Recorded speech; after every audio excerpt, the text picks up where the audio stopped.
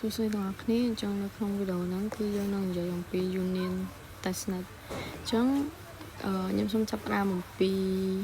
Union Dashboard ហ្នឹងទៅអញ្ចឹងជាដំបូងអ្នកនរគ្នាចូលមកកាន់ link ហ្នឹងមកហើយអ្នកនរគ្នាធ្វើការ link នៅធ្វើការ sign up ជាមួយនឹង Twitter ហើយនឹង connect ជាមួយនឹង Discord របស់យើង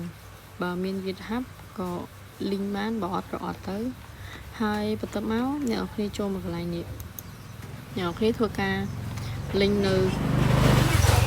Cosmo Wallet ជាមួយនឹង EVM អញ្ចឹងអ្នកនរគ្នាធ្វើការ link គាត់អ្នកនរគ្នាធ្វើការ add wallet មកហើយវានឹង direct មកបើក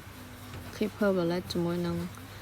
EVM យើងប្រើ Rappi Wallet ក៏បានដែរអញ្ចឹងនៅពេលដែល connect ហើយចប់យើងចូលមកកន្លែង achievement នេះហើយអ្នកនរគ្នាធ្វើការ complete នៅ social tag អីចឹងទៅ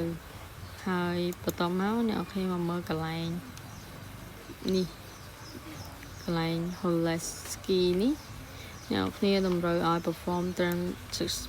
transfer អញ្ចឹងដើម្បី perform transfer បានអ្នកទាំងអស់គ្នាត្រូវមាន Union Beer ដែលអ្នកនរគ្នាអាចចូលមកធ្វើការ transfer ដើម្បីទទួលបាន XP ឧទាហរណ៍ថាអ្នកនរគ្នា complete transfer ម្ដងអ្នកនរគ្នានឹងកើនត្រង់នេះមួយរហូតដល់គ្រប់250អ្នកនរគ្នានឹងទទួលបាន10 book XP អីចឹងទៅហើយចឹងអ្នកនរគ្នាចូលមកកាន់ Union Bill ហ្នឹងមកខ្ញុំនឹងដាក់ link ឲ្យដូចគ្នាហើយអ្នកនរគ្នាធ្វើការ connect នៅ wallet ឲ្យអស់មកដូចជា Keeper Wallet ក៏ connect ជាមួយនឹង EVM ក៏ connect មកហើយអ្នកទាំងគ្នាធ្វើការចូលមកកន្លែងនេះហើយអ្នកគ្នាធ្វើការ claim នៅ test token ដែលមានឧទាហរណ៍អានេះអ្នកគ្នាអាចទទួលបាន USDC អីចឹងទៅអ្នកគ្នាអាចចូលមក claim នៅនឹងបានដើម្បីយកវាទៅប្រើប្រាស់ក្នុងការ transfer ហើយអ្នកគ្នាធ្វើការចូលមក transfer វិញទៅដែរអ្នកគ្នាធ្វើការ select ឧទាហរណ៍ខ្ញុំ select row network នេះមួយហើយខ្ញុំធ្វើការរើសasset ហើយខ្ញុំធ្វើការ transfer មកកាន់ Holoski នេះមូលហេតុដែលខ្ញុំរើសយក Holoski នេះគឺខ្ញុំចង់ធ្វើម៉េច complete អានេះឲ្យអស់អញ្ចឹងរាល់មួយ transaction ដែលខ្ញុំរាល់ការផ្ញើមកកាន់ Holoski ម្ដងវានឹង count ត្រង់នេះមួយឲ្យខ្ញុំអញ្ចឹងយើងគាត់នឹងធ្វើការបំពេញនៅ